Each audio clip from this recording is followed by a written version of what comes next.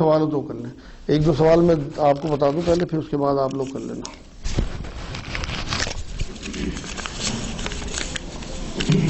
ایک تو سوال یہ آیا تھا جی، کیا کوئی لڑکی اپنے بہن بہنوئی کے ساتھ حج عمرے کو جا سکتی ہے یا خالہ خالو ہوں؟ ایسا ہے کہ جو کلام پاک میں اللہ رب العزت نے رشتوں کی حرمت بیان کی ہے، اس میں دو جگہ مطلب دو بہنوں کو ایک جگہ اکٹھا کرنے سے منع فرمایا ہے کہ اگر آپ کی کسی ایک بہن سے شادی ہوئی ہے تو آپ دوسری بہن سے شادی نہیں کر سکتے جب تک آپ اسے پہلی کو طلاق نہ دے دو یا وہ فوت ہو جائے، تب بھی آپ دوسری بہن سے شادی کر سکتے. یہ عارضی حرمت کہلاتی ہے کہ آپ ایک جگہ دو بہنوں کو اکٹھا نہیں کر سکتے. تو کوئی بھی لڑکی اپنے بہنوئی کے ساتھ وہ اس کا محرم نہیں ہو سکتا، کیونکہ یہ عارضی حرمت ہے. وقتی طور پہ جب تک اس کی بہن زندہ ہے وہ نکاح نہیں کر، لیکن بعد میں نکاح تو ہو سکتا ہے نا. تو اس وجہ سے اس عارضی حرمت کی وجہ سے کوئی بھی لڑکی جو ہے وہ اپنے بہنوئی، اسی طرح سے خالو کا بھی معاملہ ہے کہ وہ اپنے خالو کے ساتھ بھی نہیں جا سکتی. حالانکہ حضور اکرم صلی اللہ علیہ وسلم نے بات فرمائی ہے کہ خالہ اور بھانجی کو بھی نہیں اکٹھا کرنا، پھوپھی اور بھتیجی کو بھی اکٹھا نہیں کرنا. تو اسی طرح نہ پھوپھا کے ساتھ، نہ خالو کے ساتھ اور نہ بہنوئی کے ساتھ حج کو نہیں جا سکتی. اسی میں ایک اور سوال یہ تھا کہ ایسے ہی کیا کوئی بہنوئی اپنی سالی سے عدت میں مل سکتا ہے؟ مطلب کسی کی اگر سالی کے ہسبینڈ کے ڈیتھ ہو گئی ہو تو بہنوئی کیونکہ اسے نکاح میں نہیں لے سکتا ہے ایک بہن کے زندہ ہوتے ہوئے، تو کیا اس سالی سے جا کے مل سکتا ہے عدت کے دن؟ اس سے پردہ نہیں ہوگا. بالکل وہی بیان ہوگا. یہ معاملہ اسی طرح سے اس پہ بھی آئے گا بہنوئی پہ کہ یہ عارضی حرمت کہلاتی ہے، وہ اس کا اپنی سالی سے پردہ ہوگا. ایک سوال یہ ہے جی، مسجد میں کتنے چھوٹے بچے لے جائے جائیں؟ چھوٹے بچے حضور اکرم صلی اللہ علیہ وسلم حضرت حسن اور حسین کو ساتھ لے جاتے تھے. ایک روایت میں بات آتی ہے کہ حضور اکرم صلی اللہ علیہ وسلم ممبر شریف پہ ایک بار خطبہ دے رہے تھے بیٹھے ہوئے، تو اتنے میں حضرت حسن اور حسین جو ہیں وہ انٹر ہوئے. انہوں نے کچھ ٹائٹ سے اچکن سی پہنی ہوئی تھی تو کچھ لڑکھڑا رہے تھے. تو حضور اکرم صلی اللہ علیہ وسلم خطبہ بیچ میں روک کے انہیں اٹھایا گود میں اور پھر لا کے ممبر شریف پہ اپنے برابر میں بٹھایا اور یہ فرمایا کہ واقعی اللہ اپنے کلام میں سچ کہتا ہے کہ مال اور اولاد جو ہے فتنہ ہے. مسکرائے حضور اکرم صلی اللہ علیہ وسلم. تو وہ اتنے چھوٹے تھے کہ لڑکھڑا رہے تھے چلتے ہوئے. تو 3-4 سال کا بچہ جسے یہ ہوش ہو کہ مطلب میرا پیشاب نہ نکلے، اس طرح کا معاملہ، اگر ایسا بچہ کوئی ہے جسے پیشاب کی عادت نہ ہو یا وہ بتاتا ہو پیشاب کو، تو اسے مسجد میں لے جانے میں کوئی حرج نہیں ہے. باقی اگر آپ ایسے چھوٹے بچوں کو، معصوم بچوں کو جنہیں پیشاب اور پخانے کا پتہ نہیں ہے، وہ مسجد گندے کرنے کا خطرہ، تو انہیں نہیں لے جانا چاہیے. تو باقی آپ بچوں کو لے جا سکتے ہو مسجد میں. ایک یہ تھا کہ لاٹری، کرکٹ، گھوڑے کی ریس میں پیسہ لگانا، جبکہ اس میں نفع بھی ہے نقصان بھی ہے، کیا یہ جائز ہے؟ جوا ہے. قرآن میں اللہ رب العزت نے جوے کو بہت بڑا شیطانی کام قرار دیا ہے، کیونکہ اس میں ایک مسئلہ یہ بھی تو ہے نا کہ اگر آپ کسی قسم کی کوئی لاٹری ہو، ریس ہو، کرکٹ کا ہو، سٹا ہو کسی بھی قسم کا، اس میں جو نکل آیا جس کا، وہ تو خوش نصیب، اور جس کا نہیں نکلا اسے بد نصیب کہتے ہیں. مطلب یہ بھی اللہ پہ الزام ہے، کیونکہ نصیب تو اللہ نے لکھی ہے، حرکت تو ہم کریں، الزام اللہ کو. تو کسی بھی قیمت پہ یہ مناسب نہیں ہے کہ جوئے کی طرف کوئی بھی قدم اٹھایا جائے. جب اللہ رب العزت نے کلام پاک میں منع کر دیا، صرف تجارت کا معاملہ ہے کہ وہ حلال قرار دی گئی کہ آپ اس میں نفع و نقصان کے ساتھ شراکت کرو. باقی اس طرح کی چیزیں حرام ہیں. کرکٹ میں پیسہ لگانا، گھڑ سواری میں پیسہ لگانا یا لاٹری میں پیسہ لگانا کسی بھی قیمت پہ ٹھیک نہیں ہے. اب کسی کے ذہن میں کوئی بات ہو تو معلوم ہے.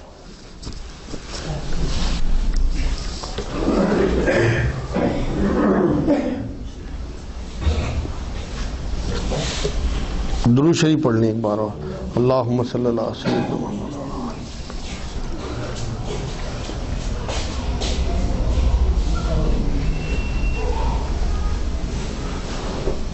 اگر کسی مقصد کے حصول کے لیے ریسورسز زیرو ہیں، یعنی بالکل نہ کے برابر، اور اس وجہ سے توکل بہت کمزور درجے میں ہے، تو کیا آدمی گناہ میں ہے اس میں؟ ان کا سوال یہ ہے کہ اگر بالکل کوئی سورس نہ ہو اور توکل بھی کمزور ہو رہا ہو اس وجہ سے، تو کیا آدمی گناہگار ہوگا؟ نہیں، یہ تو ضعیف ایمان کی بات ہے. جتنا توکل اس کا بڑھے گا اتنا اس کا ایمان بڑھے گا. ورنہ ضعیف ایمان والے لوگ بھی تھے. آپ یہ دیکھو نا، ایک صحابی تھے، حالانکہ بدری صحابی تھے، جب حضور اکرم صلی اللہ علیہ وسلم نے فتح مکہ والے سال مکے پہ جنگ کا ارادہ کیا اور صحابہ کرام کو اکٹھا کیا، تو ایک صحابی تھے، انہوں نے ایک لیٹر لکھ کے بھیجا کفار کو. اس لیٹر کو ایک عورت کے ذریعے مکے کی طرف اسے روانہ کر دیا. اور انہیں خبر کر دی کہ اس طرح حضور اکرم صلی اللہ علیہ وسلم خود خفیہ ایک پلان کر رہا ہے مکے پہ حملہ کرنے کا، اور وہاں میرے بیوی بچے ہیں، اس وجہ سے میں تمہیں خبر کر رہا ہوں کہ تم ان کی حفاظت کر لو، میرا مال میری جائیداد وہاں ہے۔ تو حضور اکرم صلی اللہ علیہ وسلم کو اللہ رب العزت نے وحی کے ذریعے آگاہ کر دیا۔ حضرت علی اور ایک دو صحابہ کو اور حضور نے بھیجا اس عورت کے پیچھے، اور جا کے اس عورت کو انہوں نے پکڑ لیا راستے میں ہی، اور پھر وہ چٹھی ان سے برآمد ہو گئی اس عورت سے۔ تو پھر جب انہیں بلایا گیا تو حضرت عمر یا اور دیگر صحابہ یہ کہہ رہے تھے کہ ان کی گردن اڑا دی جائے، لیکن حضور نے کہا کہ بدری صحابی ہے، ان کے لیے اللہ نے بشارت دے دی کہ یہ انشاءاللہ معاف ہی ہے انہیں، اور اس وجہ سے اللہ کے رسول صلی اللہ علیہ وسلم نے معاف کر دیا۔ تو یہ ان کے ضعیف ایمان کی بات تھی، انہیں توکل نہیں تھا کہ جو رسول صلی اللہ علیہ وسلم کریں گے وہ ٹھیک ہوگا، اللہ کے حکم سے کریں گے، اور میرے جو بچے ہیں یا میرے جو گھر والے ہیں یا میری جو مال ہے وہاں اس کی حفاظت اللہ کرے گا۔ تو اس کمزور توکل کی مثال اللہ رب العزت نے دی۔ تو اگر کسی کا توکل کمزور ہے تو وہ یہ نہیں ہو سکتا کہ وہ کوئی بہت بڑا گناہگار ہو گیا، بلکہ وہ ضعیف ایمان والا کہلائے گا۔ ہو سکتا ہے آگے کسی ایسے موقع پہ اللہ اسے ایسا توکل دے دے کہ وہ دوبارہ سے بہت قوی ایمان والا بن جائے۔ یہ قسم کا کھانا، قسم لینا، قسم دینا، یہ اسلام میں ہے دنیا میں ہے؟ ان کا کہنا یہ ہے کہ قسم کھانا، ان کا سوال یہ ہے قسم کھانا، قسم لینا دینا کیا اسلام میں ہے یا دنیاوی بات ہے؟ دیکھو جی، کسی کی قسم دینا، کسی کی قسم لینا، کچھ یہ سب اپنی طرف سے ملائی ہوئی باتیں ہیں۔ ہمیں حضور نے حکم دیا ہے کہ اگر تمہیں کبھی قسم کھانی بھی پڑے تو اللہ کی قسم کھاؤ صرف، اور کسی کی نہیں۔ اب آپ یہ دیکھو، قسم جو ہے نا وہ ایک حساب سے شہادت ہے کہ آپ کسی کو گواہ بنا رہے ہیں، اور صرف اللہ رب العزت ایک ایسی ذات ہے جسے آپ گواہ بناتے ہو جو اپنے علم کے حساب سے ہر جگہ موجود ہے۔ تو اگر آپ اللہ کو گواہ بناتے ہو کسی چیز میں تو وہ تو چل جائے گی۔ باقی یہ قرآن کی قسم کھا لینا، رسول کی قسم کھا لینا، اولاد کی قسم، یہ سب بدعت ہے اور گناہ ہے۔ جب حضور ہمیں کوئی چیز کر گئے، جس معاملے میں ہمیں ٹیچنگ دے گئے، ہمیں اس سے آگے نہیں بڑھنا۔ تو یہ قسمیں دے دینا، پھر کیوں دے رہا آپ قسم؟ آپ لو ہی نا، اگر سامنے والا نہیں لیتا تو دیتا رہو قسم۔ یہ سب بات کی بنائی باتیں ہیں۔ اگر کسی کو واقعی اپنی بات کا یقین دلانا ہے، سامنے والا یقین نہیں کر رہا، تو وہ اللہ کی قسم کھا کے یقین دلائے۔ جن کو عادت ہوتی ہے واللہ واللہ کرتے ہیں، قسم سے بھائی، ان کا سوال یہ ہے کہ جن کو عادت ہوتی ہے واللہ یا اس طرح کے ان کے تکیہ کلام ہوتا ہے، تو قرآن یہ کہتا ہے کہ ایسے لوگوں کی کوئی پکڑ نہیں ہے جو عادتاً قسمیں کھاتے ہیں، لیکن پھر بھی بچنا چاہیے، اچھی بات نہیں ہے۔ بہت سے دکانداروں کو قسم کھا کے مال بیچنے کی عادت ہوتی ہے، بہت سے لوگ جو ہیں وہ ان کا تکیہ کلام ہوتا ہے قسم۔ تو قسم کھا کے مال بیچنے کے بارے میں بھی حدیث پاک ہے، حضور صلی اللہ علیہ وسلم نے فرمایا کہ قسم کھا کے مال بیچنے والے سن لیں کہ ان کا مال تو بک جائے گا لیکن اس میں سے برکت ختم ہو جائے گی۔ تو اس لیے بالکل اپنے جن کے تکیہ کلام ہیں کہ ایمانداری سے یوں کر دیں گے یا یہ اتنے کا خریدا ہے، یہ سب وہ بچیں ان چیزوں سے۔ اور پھر بھی اگر مطلب بے ساختہ نکل جاتا ہے، انجانے میں نکل جاتا ہے، تو انشاءاللہ چھوٹ ہے، قرآن کی آیت کے حساب سے چھوٹ ہے، ایسے لوگوں کی پکڑ نہیں ہوگی۔ ایک سوال یہ ہے جی بتائیے، ایک سوال یہ ہے اگر نکاح کے وقت صرف سائن کرا لیے جائیں تو کیا نکاح ہو جائے گا؟ نہیں ہوگا۔ نکاح جو ہے وہ تو حجاب و قبول کا معاملہ ہے کہ آپ نے مان لو لڑکی کے پاس ولی، وہ ان کے وکیل اور گواہ جائیں گے، دو گواہ، اور اس لڑکی سے ہاں کرائیں گے۔ اگر بیوہ یا طلاق شدہ ہے تو زبان سے ہاں کہے گی، اور اگر کوئی کنواری بچی ہے تو وہ نکاح کے لیے اگر گردن بھی ہلا دے گی یا خاموش بھی رہے گی تب بھی اس کی رضامندی مانی جائے گی۔ ہاں اگر اسے من نہیں کرنا نکاح وہ اپنا تو وہ زور سے منع کرے سب کے بیچ میں، ورنہ اگر وہ خاموش رہی تو اس کی رضامندی مانی جائے گی۔ تو اس لیے صرف سائن کرا لینا، اگر کوئی گنگا ہی ہو تو بات الگ ہے، وہ اشاروں سے ہاں کرے گا، لیکن باقی صرف سائن کرا لینا اس سے نکاح نہیں ہوگا، کیونکہ نکاح کا اصل جو فرض ہے، مین فرض جو ہے وہ حجاب و قبول ہے کہ آپ مطلب وہاں سے حجاب اور قبول کریں پھر مرد کے ہاں میں نے قبول کیا۔ جو آپ نے نکاح کے ٹائم دیکھا ہوگا جو کراتے ہیں مولوی صاحب، کیا آپ کے میں نے نکاح میں دیا آپ نے قبول کیا، تو وہ کہتے ہیں ہاں میں نے قبول کیا۔ تو وہ حجاب اور قبول اگر نہیں ہوگا تو کسی قیمت پہ بھی نکاح نہیں ہوگا۔ اچھا، جیسے کوئی جوڑا جو ہے وہ 1.5 سال سے الگ ہے، اس کے بعد میں طلاق ہوا، تو اس کے بعد عدت ضروری ہے؟ ان کا سوال یہ ہے کہ اگر جوڑا کسی جھگڑے کی وجہ سے 1.5 سال سے الگ رہ رہا ہے، پھر اس کے بعد طلاق ہوتی ہے تو کیا عدت ضروری ہے؟ بالکل ضروری ہے۔ اگر تو وہ کچھ دن ایک دوسرے کے ساتھ رہے تو، اور اس کے بعد انہیں 1.5 سال بعد ہی طلاق صحیح، لیکن اگر انہوں نے ایک رات بھی ساتھ گزار لی میاں اور بیوی نے تو پھر اس پہ عدت ہے 3 حیض کی عدت طلاق شدہ کی۔ آپ لیٹ آئے، شاید آج بیان آیا تھا اس کا کلام باغ میں۔ छोटे बच्चे का जो जनाजा हो उसे लेके चलते हैं तो उसका राइट हैंड पे सर होना चाहिए, लेफ्ट हैंड होना चाहिए, या किधर भी तरफ लेके चले? इनका सवाल यह है कि जो बच्चे को छोटे लेके चलते हैं उसका सर किस तरफ से हो, मतलब किस तरह। ऐसा है जी कि जिस तरह से जनाजा आप लेके चलते हो ना, वो जनाजा बड़ा वाला तो रूह जो है उस पलंग के हिसाब से जो चलता है, वो मामला बच्चों के लिए नहीं होता। उसे तो आपने गोद में लेके चलना है, तो सीधी तरफ आप उसका सर रखें, सीधे हाथ की तरफ, जो सुन्नत तरीका है। क्योंकि हुजूर अकरम सल्लल्लाहु अलैहि वसल्लम तमाम अच्छे काम जो है वो दाईं तरफ से शुरू करते थे, और इस तरह से छोटे बच्चे का जनाजा जाएगा।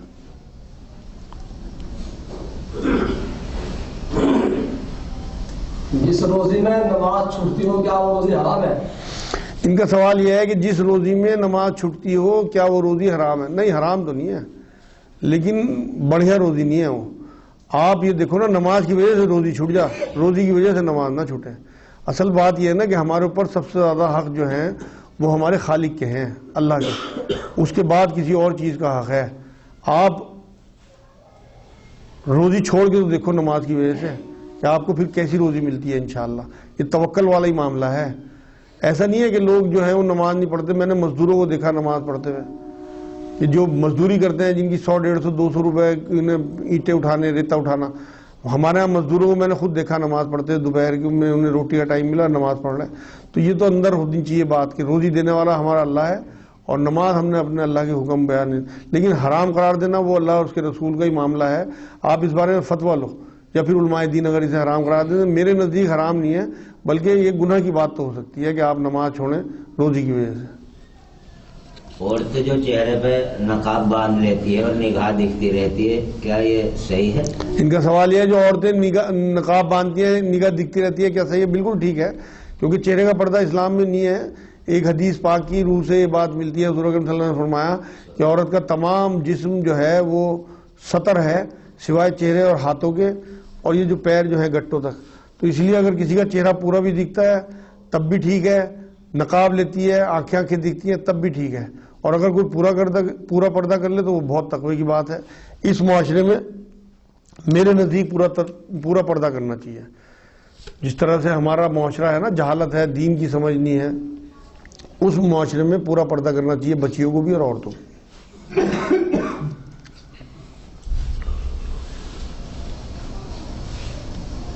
टाइम क्या हुआ? जो सपने होते हैं अच्छे या बुरे वो बताने चाहिए, शेयर कर लेने चाहिए। इनका सवाल यह है कि जो ख्वाब आते हैं अच्छे या बुरे, वो दूसरों को बताने चाहिए, नहीं बताएं। हुज़ूर अकरम सल्लल्लाहु अलैहि वसल्लम ने बात फरमाई है ख्वाबों के बारे में कि तुम्हें जो अच्छे ख्वाब आए वो अपने प्यारों, अपने मोहब्बत करने वालों को बता दिया करो, लेकिन जो तुमसे दुश्मनी रखते हैं उनके सामने अच्छे ख्वाब बयान ना किया करो।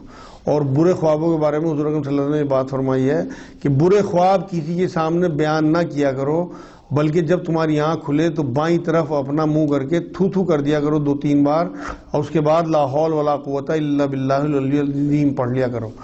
तो वो आपको बयान करने की ज़रूरत नहीं है। बुरे ख्वाब जो हमारे यहाँ बहुत बुरे बुरे ख्वाब लोगों के सामने दहशत के, जिनों के, मरने के, काटने फाटने पे, वो ठीक नहीं है। हुजूर ने मना फरमाया इस बात की। अच्छे ख्वाब जो हैं वो भी अपने मुखालिफों के सामने बयान नहीं करने, बल्कि अपने दोस्तों के सामने, प्यार करने वालों के सामने बयान करने की कोई हर्ज नहीं है। अच्छा, मैंने एक मुफ्ती साहब हैं पाकिस्तान के, मैंने उनके बयान में सुना था कि अल्लाह के रसूल ने तो ज़रूर फरमाया कि सपने में अगर मैं आऊँ तो शैतान नहीं है, क्योंकि शैतान मेरी शक्ल इख्तियार नहीं कर सकता। लेकिन अल्लाह के रसूल ने ये नहीं फरमाया कि सपने में जो मैं कहूँगा वो हक होगा या नहीं, या जो मैं करूँगा वो हक होगा या नहीं, या वो पूरी उम्मत पे अप्लाई होगा या नहीं, या तुम्हारे ऊपर अप्लाई होगा या नहीं। उनका आना, उनकी शक्ल सिर्फ हक हो सकती है, उसके अलावा और कुछ हक नहीं हो सकता, उसमें शुभ है। तो यह बात ठीक है। हाँ, इनका सवाल यह है कि हुज़ूर सल्लल्लाहु अलैहि वसल्लम की हदीस पाक है कि जिसके सपने में मैं आया, मैं ही आया, मेरे सपने में शैतान नहीं आ सकता। और जो हुजूर उसमें एक्टिविटी दिखाएं, क्या वो उस पर भी उसी तरह यकीन करना है? नहीं, बिल्कुल नहीं। हुजूर अकरम सल्लल्लाहु अलैहि वसल्लम की हदीस उसी तरह लेनी है हमने जिस तरह हुजूर ने हमें तालीम फरमाई है। हुजूर ने फरमाया कि मेरी शक्ल में शैतान नहीं आ सकता, जिसने मुझे देखा उसने मुझे ही देखा, और क़यामत में अल्लाह रब्बुल इज़्ज़त उसे मेरे दीदार कराएगा जिसने मुझे ज़िंदगी में यहाँ ख्वाब में देख लिया। ये तो हदीस पाक है पूरी जो मैंने आपके सामने बयान की। अब मामला रह गया एक्शन का। जो हुजूर को आपने करते हुए देखा, क्या वो भी हमारे लिए किसी किस्म की कोई आगाही है? बिल्कुल नहीं है, क्योंकि इसके बारे में जब हुजूर ने हमें फरमाया नहीं। अब मान लो बहुत सारे लोग हुजूर अकरम सल्लल्लाहु अलैहि वसल्लम को मादअल्लाह बहुत ऐसी हालत में देखते हैं कि जैसे गंदे कपड़े हों या बीमार हों, تو اس کا مطلب یہ نہیں ہے کہ حضور معاذ اللہ بیمار ہیں یا گندے کپڑوں میں ہوں گے. تو یہ صرف اشارے ہوتے ہیں امت کے لیے کہ امت کا حال اس ٹائم یہ ہے کہ امت گندگی میں لتھڑی ہوئی ہے یا امت بیمار ہے روحانی طور پہ. تو وہ حضور اکرم صلی اللہ علیہ وسلم کے ذریعے آگاہی دیتا ہے اللہ ہمیں. یہ نہیں ہے کہ حضور کے جو حالت ہمیں دکھائی جا رہی وہ حضور کی حالت ہے. معاذ اللہ ایسا کچھ نہیں ہے. حضور صلی اللہ علیہ وسلم تو اپنے مرتبے پہ روز بروز ان کی تو مرتبے بڑھتے چلے جا رہے ہیں. قرآن یہ کہتا ہے کہ جو آپ جو ہیں وہ ہر نئے دن نئی شان میں اور نئے اس میں انداز میں آگے بڑھتے چلے جا رہے ہیں. ان کی جو برکتیں رحمتیں وہ قرآن کی آیت کا مفہوم میں آپ کو بتا رہا ہوں.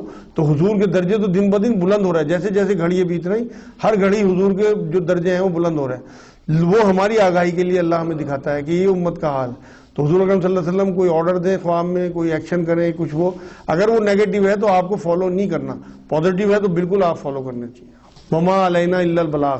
اللہم صلی اللہ سیدنا محمد وعلی آل سیدنا محمد وبارک وسلم. اے اللہ تو ہمارے گناہوں کو معاف فرما دے. یا اللہ تو رحمت فرما دے. اے اللہ تو فضل فرما دے.